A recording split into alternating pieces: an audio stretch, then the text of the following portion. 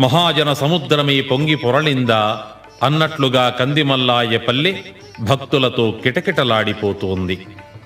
వైశాఖ శుద్ధ సప్తమి నాడు బ్రాహ్మీ ముహూర్త వేళ తన జ్యేష్ఠ కుమారుడు గోవిందయ్యాచార్య స్వామికి స్వామివారు కిరీటధారణ జరిపి వేదోక్త పట్టాభిషేకాన్ని నిర్వహించారు.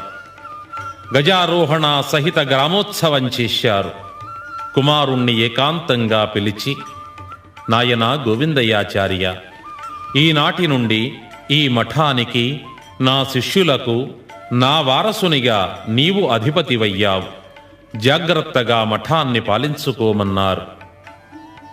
గోవిందయ్యాచార్యుడు దుఃఖిస్తూ, నాన్నగారు, వేదాంత రహస్యాలన్నింటినీ సిద్ధయ్యకే బోధించారు.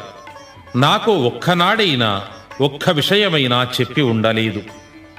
వేదాంత విజ్ఞానం